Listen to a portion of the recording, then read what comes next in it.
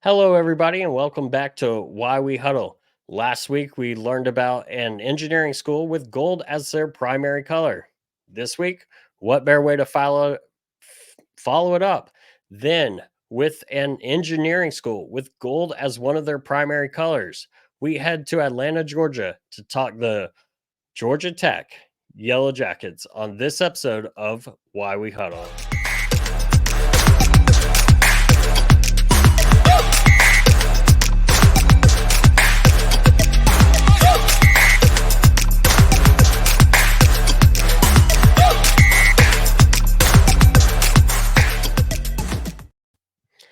And welcome back. We are here with WreckTalk. How are you doing today?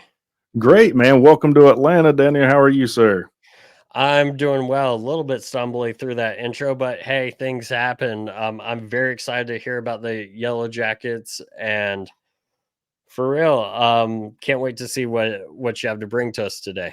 Yeah, I'm glad you introduced us as an engineering school too. We go by the institute, and I've got some equations. I came prepared for you to introduce us as an engineering school. We got Maxwell's equations behind me, which govern everything we're doing right now. Anyways, go ahead. Go ahead. No, that's perfect. Yeah, I just when I realized I was doing this next with Georgia Tech, I'm like, what connects Georgia Tech and Purdue? Engineering and of Yeah. course the color gold.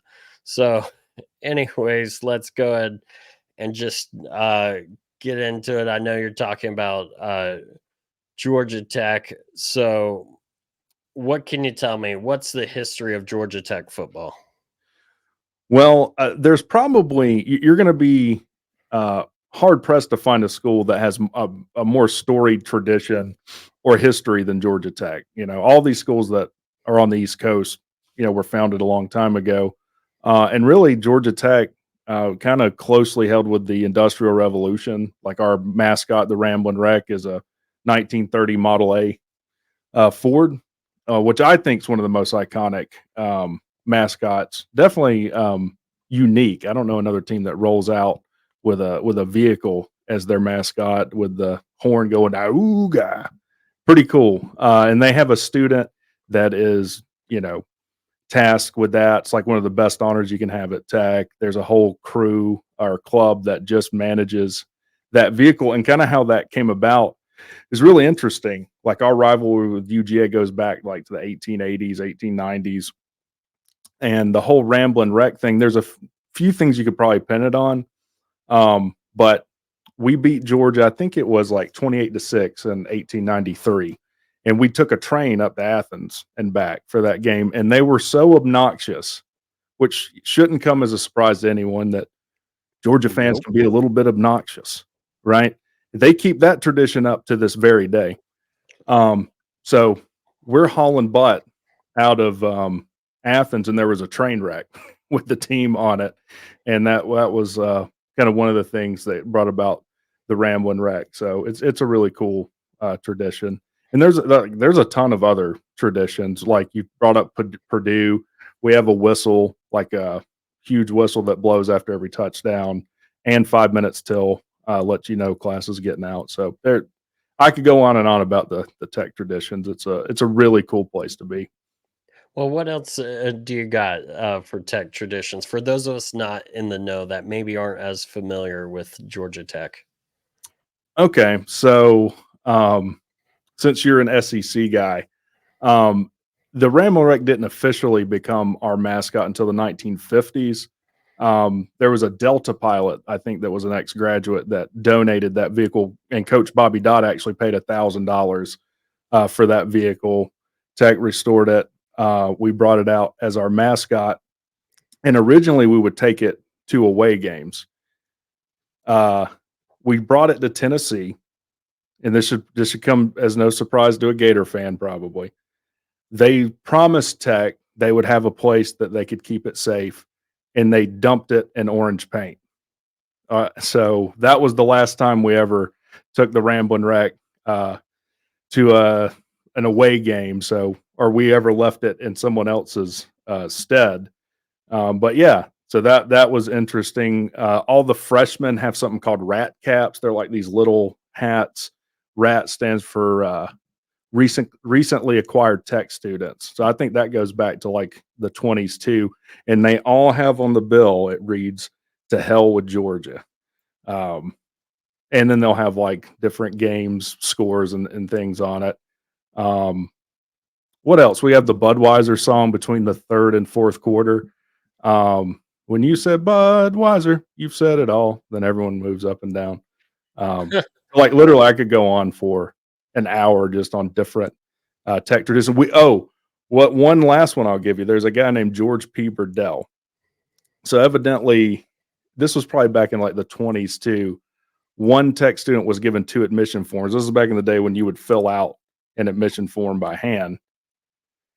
And so he made up a guy, George P. Burdell, and enrolled him in all the same classes, did his homework twice. So this is like an elaborate prank that he pulled, and it's grown from there. So this guy that doesn't exist was written in as a crew manifest in World War II for the bombers. So he did several missions in World War II. He had 17% vote for Time Person of the Year, I think in 2001. He's on the board of director of Mad Magazine, and he's also received every degree tech has, and never made anything less than an A. So, ton of stuff. That's definitely impressive. Holy crap. Now, I've got to say, speaking of probably some of your traditions, very rarely do I ahead of time look at fight songs or anything like that. Well, I decided to do that before this episode, and I was not disappointed. Uh, those that have listened to prior episodes of Why We Huddle have heard me probably at one point talk about Texas A&M's fight song and how it might be one of my favorites just because it is a whole nother level of petty towards Texas. Sure. Georgia Tech, I gotta say, is a close runner up. Definitely has the "To Hell with Georgia" in there. Oh, The yeah. battle axe to their head or fall on their heads. I've got to say, short of Texas A&M mimicking a saw and talking about sawing varsity's horns off. Uh, you guys are up there for sure with one of my favorite fight songs that I've seen throughout college football. Yeah, I can't believe I forgot to mention that. Yeah, and that's like an old Irish pub song. If you don't care about Georgia Tech at all, listen to our fight song. That's a hell of a fight song, if I say so myself. And yeah, if I had a son, sir, I tell you what he'd do. He would yell "to hell with Georgia" like his daddy used to do. That was like it's probably petty to another level, but like when my daughter was born, that's what I thought. She's gonna yell "to hell with Georgia" one day. And there you go. And that brings me to who are Georgia Tech's rivals? I mean, I think you've talked about one. Yeah, yeah, that Georgia Tech rivalry, it's named clean old fashioned hate, right? Now, obviously Georgia's kind of dominated it in recent history, but there's still like bad blood. You know, if you're a tech student, like wearing red is frowned upon heavily. Um, I mean, we hate each other, and we even have other chants like how about them dogs piss on them? I mean, there's there's a ton of vitriol between the two schools, and then the best thing, we say all these horrible things to them. I know I do, and then like the best they have is whatever nerds. It's like, oh yeah, that was an equal duel of words there. But yeah, Georgia's our biggest rival. And it kind of stinks with conference realignment. A lot of these rivalries are being shaken up. So Clemson is our probably second biggest rival.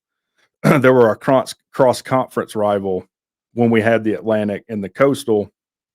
And I actually, when I was a student at Tech, I had a professor. He'd probably been there 50 years, and we had a test the same night as the Thursday night Clemson game. And this guy was salty as hell. So I didn't say much to him, but I said, you got to test the same day, same night as our Clemson game. And he came to class and he just said, I hate when we play Clemson. They park their farm equipment in my parking spot every year. So if you want to take your test with the Friday lecture, that's fine. So one that's kind of, emerging is North Carolina. For whatever reason, North Carolina can't beat us to save their lives, and that's another one. I guess I should say, like, for my channel's sake, if my channel had a rival, it would probably be North Carolina. And then what do? They hire the worst head coach of all time as their DC and Jeff Collins. So if you liked what Tech's defense looked like when Jeff Collins was there, you're probably a North Carolina fan. I will say, speaking of Jeff Collins, there are plenty of UF fans I know that refer to him as Side Hat, uh, as he He's a was weird our dude. he was our prior defensive coordinator. Now, did he go straight to you guys from UF or no? No, I think he went to was he at Mississippi State before y'all? Yes. Oh, why am I forgetting where he I was? think Did he he go went to to Temple? Temple. Yes. Yeah. See, And that's what they'll tell you. Look, he was a good DC. Yeah, like a decade ago. Do you think college football might be a little bit different today than it was a decade ago when he was a successful DC? The dude doesn't wear socks when he was at Tech. This is true. He had players chasing each other with pool noodles to avoid contact. And that's who North Carolina sees and says, that's what we want to improve our horrible defense. So yeah, that would be my channel rival, I guess. for sure. Now, I've asked this of a few other schools, and usually it ends up in different parts. But I want to try and ask this while we're talking about rivalries, and you're talking about traditions. If you could, in one word, describe the culture of Georgia Tech, what would that be? Close knit. So one thing with like rooting for one of these traditional powerhouses, like the Floridas of the world, or not necessarily Florida at the moment, but like Ohio State, Notre Dame, Right. Alabama.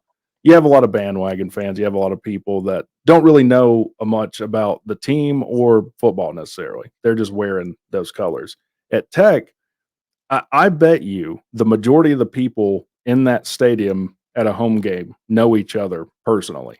Like, it's a close knit community. A lot of them went to Tech. Now, I'm not one of these that tries to fan gate with like, oh, you have to go to the school to root for it. That's something Tech actually needs to work on, and probably getting more sidewalk fans. But you go to a game, you're going to sit next to someone that's going to have been gone to those games for 20 years, been a season ticket holder for 20 years, could name the quarterback that played at Tech in 1981 or something. So it's a really cool fan base, and one of the fan bases that probably cares about academics. Like, you can't talk about Georgia Tech without talking about the academic side of it. And there's a tremendous amount of pride in the fan base that, look, every one of those athletes out there, if they graduate from Georgia Tech, is going to be set to have a successful career in life outside of football. For sure. And I got to say, close knit, that's definitely one of the first. And I can say, depending on where I'm sitting in the stadium in Gainesville, I do run into people that have had tickets for 30, 40, 50 or longer years. And just because the family has two sections of seats, just because, we've grown over time. Um, but for sure. Now, while I'm thinking about it as well, Paul Johnson days, definitely an interesting time in college Sure. football. You guys had the throwback, one of the few Power Five teams in the last, 20 years to be running the triple option. How was Probably the that, only Dave one. fan? It was interesting. So I've had spats with my own fan base about looking at Paul Johnson in retrospect. So it's really it's kind of two sides of the same coin. So Paul was a fantastic coach. I don't think that's arguable. And yeah, the triple option is funny and it's kind of silly, and you get trolled by a lot of people. Like, probably Clemson is now being compared to service academies with how they do the portal. That's how people looked at Tech with their offense. The thing with that offense is it is hard to defend. It requires an extremely disciplined, really your outside linebackers, D end, and then your secondary. Usually you have to roll a safety toward the motion. So that means you're giving something away in your defense and in your coverage. So it was actually kind of exciting to watch because you could have an explosive run really at any moment. And when Paul took over that job, he had like a top 15 class that came in. Gailey had signed one. That's Josh Nesbitt, Jonathan Dwyer, even studs on defense like Michael Johnson. Um, Joe Anawai wasn't on that team, but Roman Reigns, the Yeah. WWE world champion. So the Paul Johnson era was interesting. Paul Johnson was kind of the Belichick and Saban, not in wins, I'm saying, but in how he handled the media. Like you just weren't going to get much out of Paul. Like, hey, Paul, what do you think about the game Saturday? I don't know. We're just going to have to watch and see it. You weren't going to get it. Like he was kind of an a-hole a little bit, but he won a lot of games with a lot less talent. Like beating Georgia 3 times in Athens when he was in there. There wasn't probably a single player on Tech's team that would have started for Georgia when he got those 3 wins in Athens. Beating Florida State twice, the miracle on Techwood Drive and the miracle on North Ave, right? Like 2 of the most exciting games you'll ever see. Like Paul was going to win 7, 8, 9 games a year just because he was a good coach. Now, the other side of it, and the part that frustrated me, you look at the state of Georgia and the recruiting hotbed that it is. Look at the quarterbacks that have come out. Deshaun Watson, Trevor Lawrence, these guys that Clemson have got.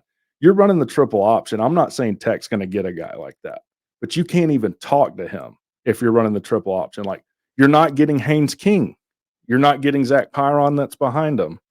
And you're not going to get like a 5-star running back because you don't have a featured back in it. So that was kind of the other side. And also Paul wasn't as, I guess, like North Carolina, as concerned about defense. He just kind of felt like if he could hold the ball long enough, you didn't have to play defense. So it was an interesting time. Look, I enjoyed it. We had the ACC title when he was there, the New Year's Six Bowl, the kick in the pick against Georgia. So I don't have anything bad to say about Paul. Just the recruiting was pretty rough. Definitely understandable. I mean, with the unique offense. With that said, and a kind of cheap plug, with NCAA 25 coming up, one of my favorite offenses to run back in the old NCAA games is that triple option. It was overpowered. Like it Oh was way yeah, overpowered. And I Georgia Tech was usually top 10 and no matter what dynasty you were in. And Paul Johnson never retired. So as a Tech yep, fan, like I would start as like an OC somewhere waiting for Paul to retire, and I was left wanting. yeah. So we'll see how that works out, but I definitely had to throw that out there. Now, just because I'm a Gator fan and I want to know, you talked about the 2 wins over FSU. You had special names for each one of them. Which one is which? Just so I can feel Okay. that joy with you. So just to set the stage, when Paul Johnson took over at Georgia Tech, we had never beaten Florida State before.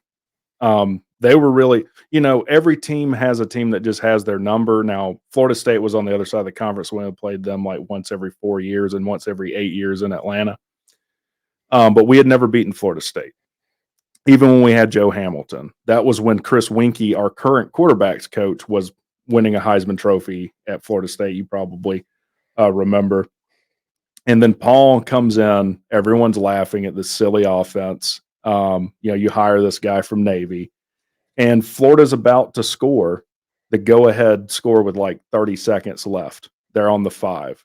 And I think it was Michael Johnson, who had a long career with the Bengals, just put his hat right on the ball, popped it out on their own 5. That was the miracle on North Ave. So that end zone, that's the south end zone. The road behind that's North Avenue. You might have even heard Georgia Tech called North Avenue Trade School, like 18 whatever when it was founded. That's what it was called. So that's the miracle on North Ave.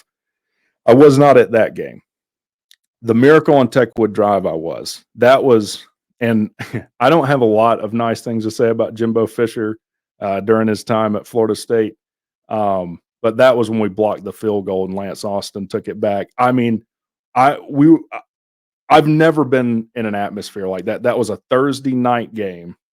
You know, you have the city. If you've never been to Bobby Dodd, the city of Atlanta skyline is over back. You can see the Coke headquarters right behind the West stands, and it was electric. I'll never forget that. You know, I think we, as a college football fan, we all have that one game we were at where we're like, man, I don't know if I'll ever experience anything like that again. And Tech had only won 3 games up to that point, and we had a chaplain that was like this hell of a motivational speaker, and he did this "We ain't dead yet" thing.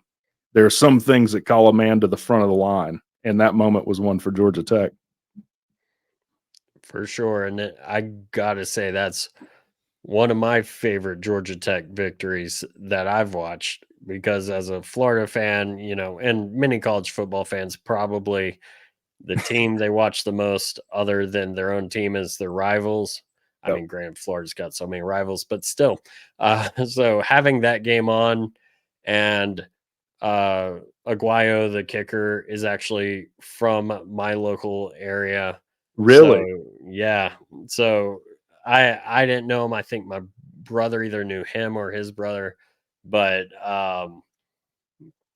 yeah, he does that 360 spin failed tackle, and Georgia Tech scores, and I was a very, very happy camper.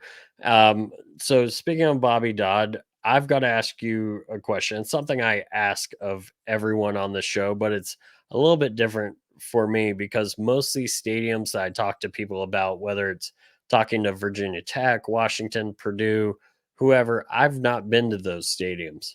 Mhm. You are actually the first stadium that I've been to. However, the time I went to Bobby Dodd, watched something from box seats, it was actually an Orlando City Atlanta United game. So I Okay. have not seen a college football game inside Bobby Dodd.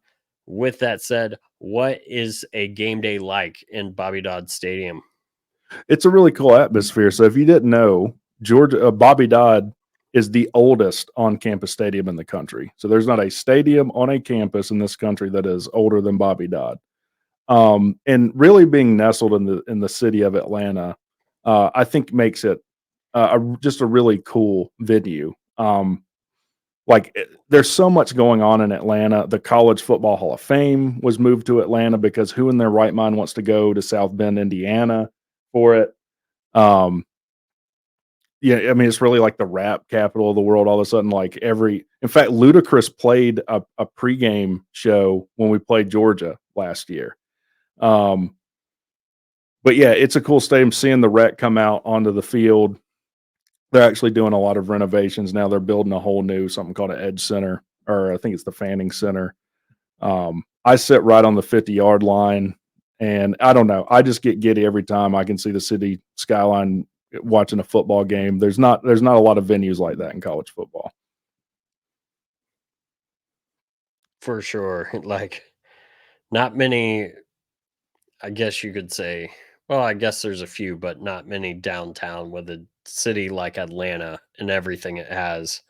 Yeah. Uh, so it definitely unique environment. Not quite the same, but last year went to Utah for Florida at Utah, getting to see the mountains that you can see just in the background of the stadium, especially if you're facing, I believe it's east.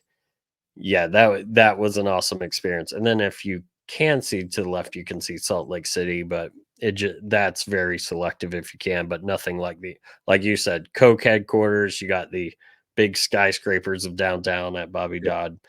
Definitely, uh, definitely a unique environment for sure. So I've got to ask you. Let's talk about you for a little bit. When did you become a fan of Georgia Tech, and what has that been like for you? I've been a fan as long as I can remember. So my dad didn't go to Georgia Tech. He went to a school called Southern Polytechnic, which merged with another school called Kennesaw State. I think is a part of our group now. But his best friend in high school, their family are donors, so he grew up going to Tech games. In fact, he actually served in the military around the first Persian Gulf War, and I can remember him telling me about getting his little radio in the desert out, trying to pick up Tech games. before I was even born. So I grew up going to Tech games. Started right at the end of the O'Leary era, all through the Gailey era, and up until now. And in fact, I haven't missed the first home game I'd missed in like 20 years was during Jeff Collins' era, which I think is understandable. But yeah, just grew up going to the games and just a ton of memorable games when we upset Virginia Tech when they were ranked like fifth. I was at that game. I think I was in high school at that time. So just as long as I can remember, I've been rooting for Tech. Okay, and I know you talked about that Virginia Tech game. You've talked about some other games, but what are some of your favorite memories, whether on or off the field, involving Georgia Tech?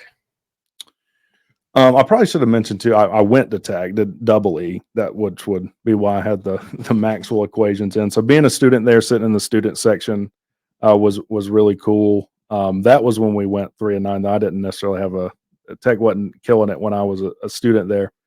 But memorable game. So the Virginia Tech game was a big one. That was the first super memorable game that I was at that I can remember. I think they had Tyrod Taylor. Was that their quarterback at the time? Virginia Tech has always had like ultra athletic, just phenomenal quarterbacks. Obviously the Vicks. Um, Paul was able to get a win there. Um, Probably going back in the day, one of the most memorable games is when you probably remember the Hamilton like Godsey era back. I think 1999. We're going to kick the go ahead field goal against our rival Georgia in Atlanta, and we decide to kick it on third down. And the thinking was, well, if it gets blocked and we recover, we fumble the snap, we'll have another try. Georgia did block it. We did recover, and then reattempted the field goal, won the game on the second attempt. So that was a memorable one. The most memorable one is probably one I wasn't at, where I slightly fractured my right hand. I got so excited, and that was the kick and the pick.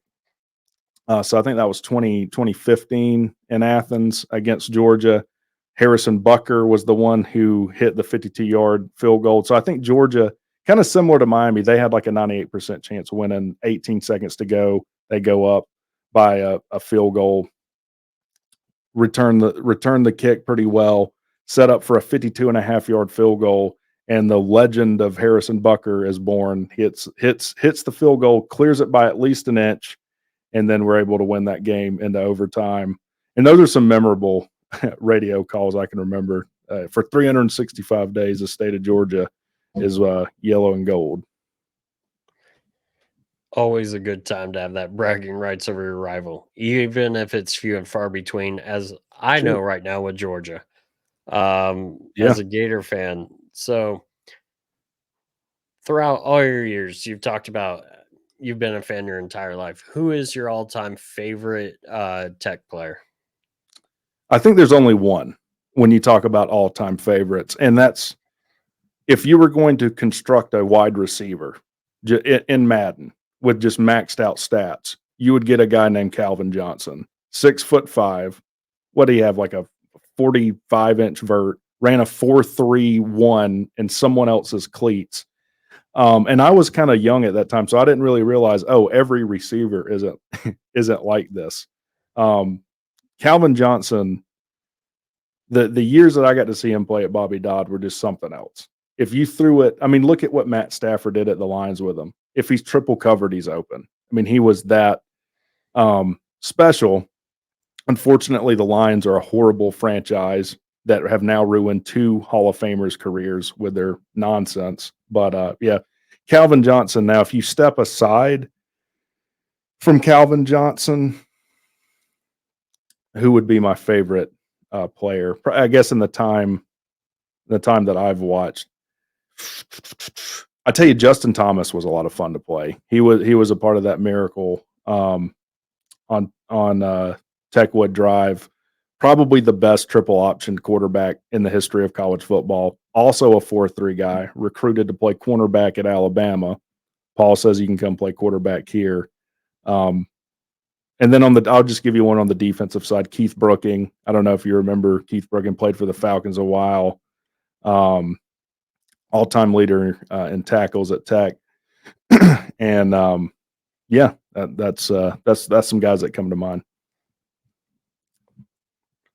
Perfect. Like some of those names I knew, like Calvin Johnson, some of those I did not. And it's always interesting to hear what and why, some players are their favorite players, whether it's the big names, because, for example, Tally from Virginia Tech, when he talked about, yeah, Michael Vick was one of my favorites, but then he goes on to talk about how it was the first time he saw a quarterback at a major school be allowed to go run around and do what he did. And it was an inspiration to him. But also, Michael Vick later on happened to be in his part of Alabama, and his friend was waiting on him at a restaurant, gets a call, gets a calls Tally, and it's like, hey, you need to come here. Michael and Marcus Vick are there. And the Vick brothers sat there and waited for him because they had been told he was a Tech fan, which I thought was a cool story. Definitely go, for those listening, go check out the Virginia Tech episode for the full, not messed up by me version of that story. But those are the cliff notes. But you're just the fun things, talking to people, hearing about their Oh, and favorite players and why.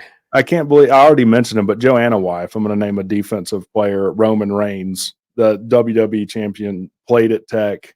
He was a beast. Now he played defensive line. I think he was defensive tackle, so he was a lot beefier. But Yeah. I can remember. I don't remember who it was. It might have been in that Virginia Tech game, or it might have been before that. I just know a quarterback, an athletic quarterback, came at him, and he didn't get up after Joe hit him. Joe was a tough son of a gun as a football player. There you go. The tribal chief is a member of the Ramblin Wreck for sure. And I'm sure there are people out there like, really? It's like, yeah, check it out. Yep. So what in the future do you hope to see, or a memory you'd like to make with Georgia Tech? Maybe with your daughter, you talked about how you said you expect her in the future to be like, to hell with Georgia. Well, what's a memory you'd like to make with her involving Georgia Tech? I'm just looking forward to taking her to her first Georgia Tech game. Like, she knows that Daddy likes to watch football. She knows what football is. So I think taking her to that first game. She's a little young now. 4-year-olds they can't even watch a movie, let alone a 3.5 hour football game. But that'll be cool. Like, your kids are interested in what you're interested in. As far as what Tech needs to do moving into the future, one they've already done. So we went. This is what's so tough about being a Tech fan. I started my channel really in response to Collins being fired, and I wish I would have started it before, because I'm told I do a really good impression of Jeff, and I've done a ton of videos, his elite, high level consistency and all his nonsense talk. But number one, we went through the worst stint in two sports, in basketball and in football. And I'm not just saying this to be hyperbolic. I truly do believe Jeff Collins is the worst head coach that has ever coached college football. I believe that. Put me on a polygraph. Put a gun to my head. I will tell you this man is the worst head coach in college football. So we get rid of him. And I'll tell you how bad he was. When you're so bad that the guy that hired you gets fired, being the AD, you did a pretty bad job. So that we got in fact, there's not a coach on the staff other than Key and Winky that were with him. Key comes as the interim and stops the bleeding. That was the first thing you had to do. Stop the bleeding and start turning the program back around, because Tech does have a rich history. The problem is, though, all the kids that are recruits right now do not remember any of the stuff that I talked about tonight with even Calvin Johnson, right? So you got to start to what you're talking about, creating new moments. And I think Tech's starting to do that. Look at the Miami game last year. Hell, we beat North Carolina with a third and fourth string quarterback in Key's interim year. So you're proving that you know what you're doing. You get to a bowl. Now you got to start competing for the conference, especially with how tumultuous conference realignment is. Now, I hate it.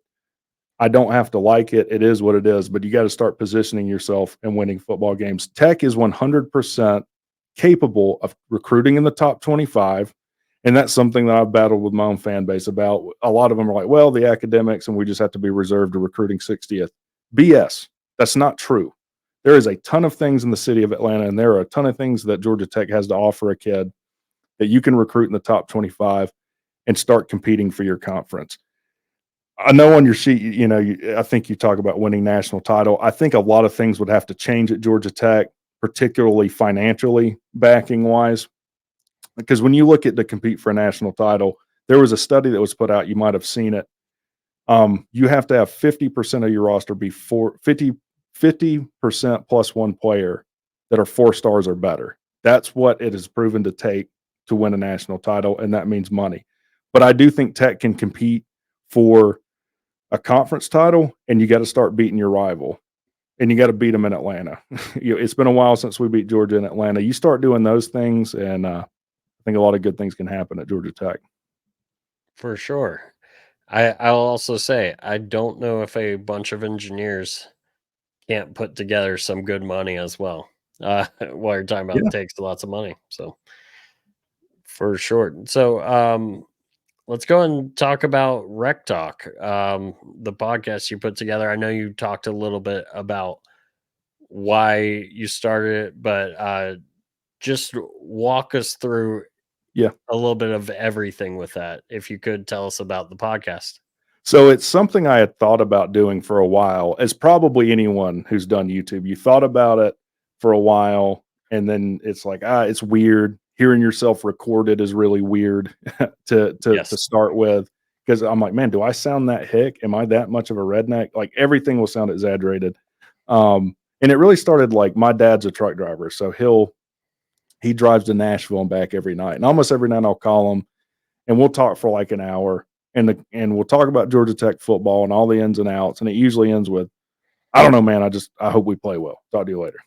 And so those conversations, it's like, man, I don't know. This probably could be something people might be interested in. I was at a company right around the time Collins got fired that was going bankrupt. And at the time, I was getting paid a lot of money to do absolutely nothing. There was nothing for me to do. And I don't know about you, but I don't do well with idle hands. So I was like, well, there's a lot of eyes on Tech now with the coaching change. I don't have anything to do. Might as well.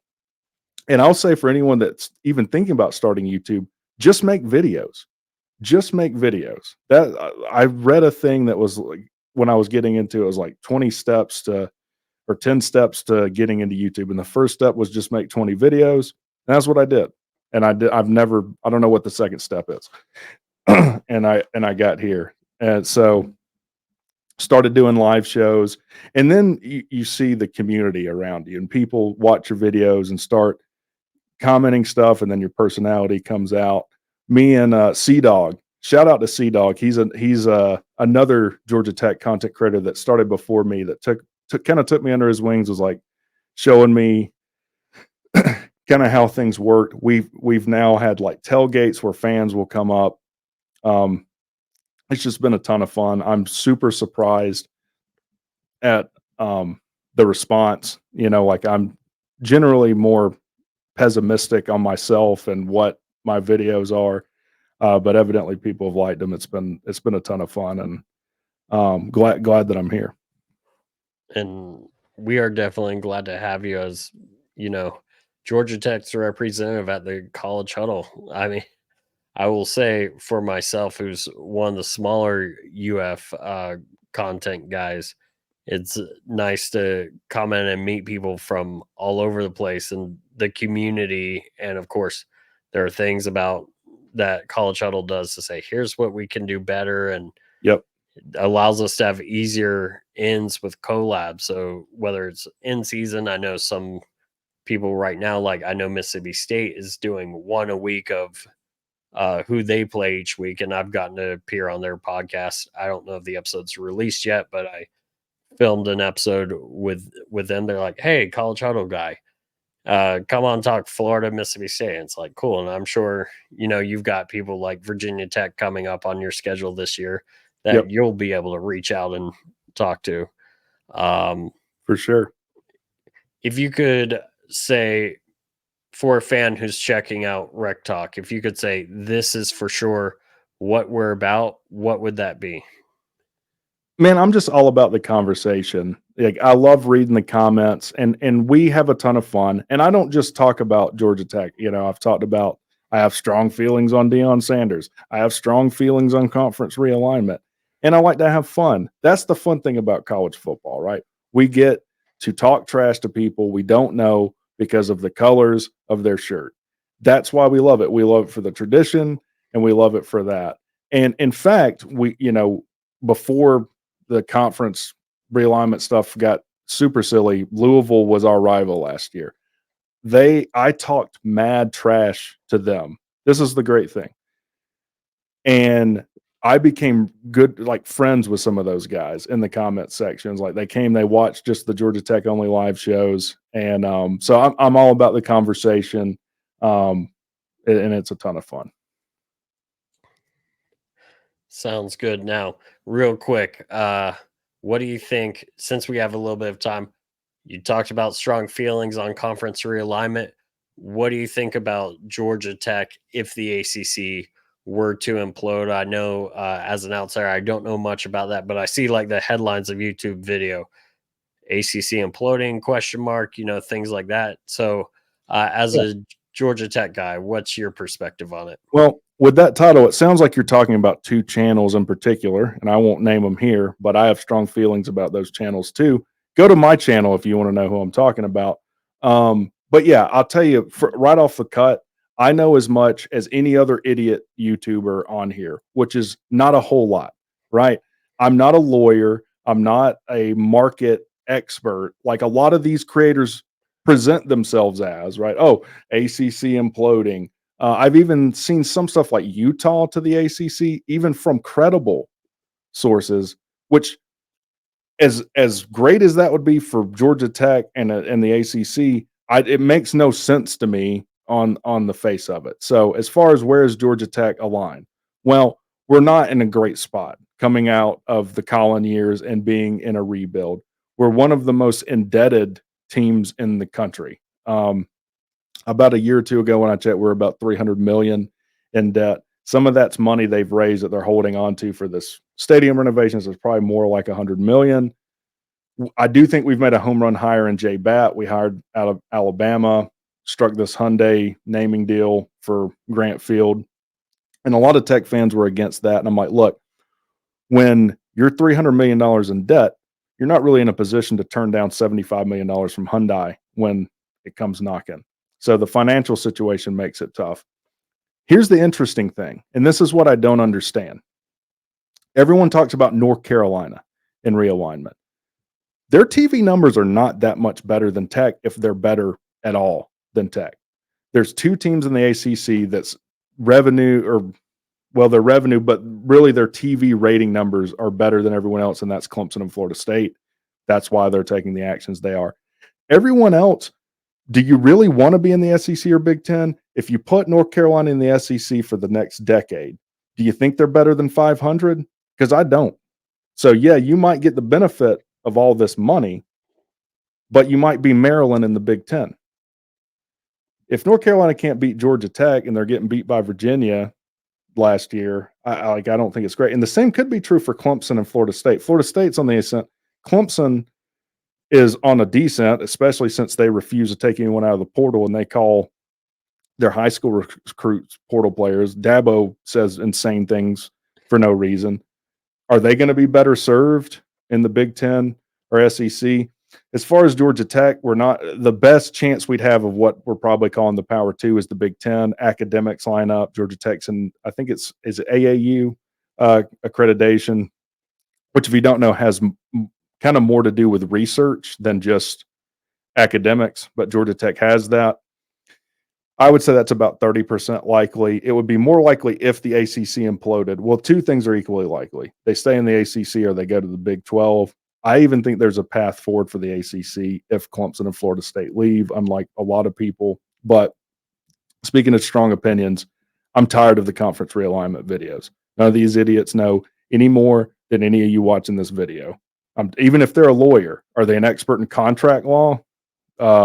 And if it was such a foregone conclusion, I would imagine one side wouldn't show up because they know they wouldn't have any case, right? This is going to be argued over the next 5 to 10 years. So all these people saying Florida State's going to be out next year or before there's some people saying they're going to be out in June, are high.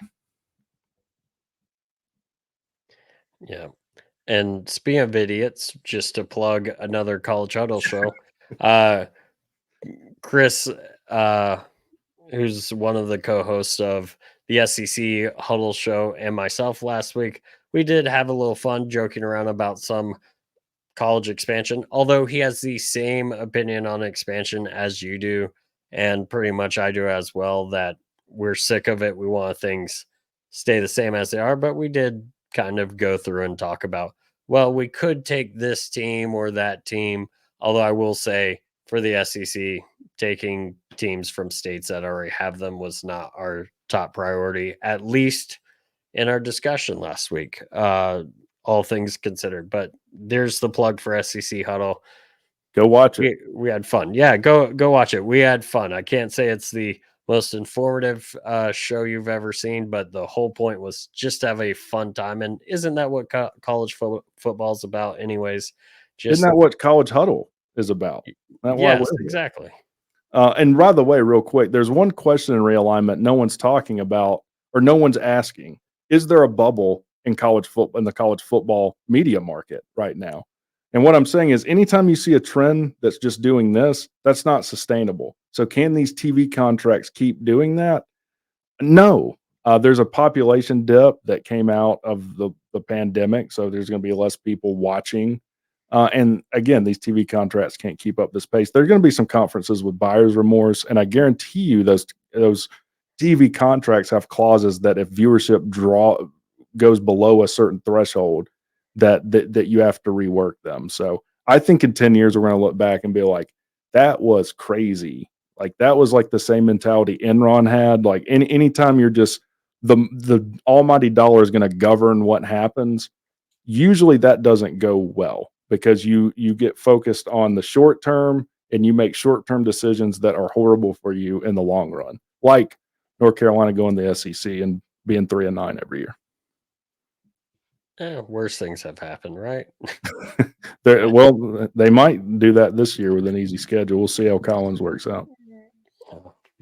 For sure. So before we get out of here, just have to thank you again for coming on. And also, I've got to say, my 4th and 5th grade teacher had the same teacher for 2 years in a row, Miss Davidson. So if somehow you're watching or your son's watching, big tech fan. So it's a school that I've kind of kept an eye on since right there in the mid 90s. So as I'm dating myself a little bit. But with that said, it's been great talking to you. Where can people find you if they want to hear more about Georgia Tech, if they've got you coming up on the schedule, or just are like, hey, I like what this guy has to say about expansion? Where can they find you? It's at WreckTalk on YouTube. If you just type in WreckTalk on YouTube, you'll find me. On Twitter, I'm at _talk because my other one got hacked by certain bots. So you can find me on Twitter at @rec_talk. And I'm usually a little more candid on there. It's easy to talk trash when you're anonymous on the internet. Definitely. A lot harder to talk trash when you're there in front of a camera, but we do it anyways. Exactly. That SEC Huddle episode, I'm sure the regular host is going to return and say, what did you do? And it's going to be like, well, you gave a Gator a show that's hosted by a Tennessee Vol, and you let us have a bunch of fun. And with that, we made a few fun comments for sure. Heck yeah. But anything else you'd like to say to anyone before we get out of here? I got a few videos planned. One is what we just talked about. Is there a bubble in college football? I got some things to say about what the new Sanders scandal with his bankruptcy and stuff. Be watching out for that video. And boy, have I pissed off. I said that before we started the show, Georgia might be the softest fan base. I take that back. Deion Sanders fans are the softest fan base in college football. So check that video out. If nothing else, to write a hate comment, I read them all, and I usually respond to them with something equally hateful. So thank you for having me on. Oh, glad to have you on. And just in case anyone's confused, they see Georgia Tech fans posting THWG. What does that stand for? The hell with Georgia, and the hell with them. I can't stand them.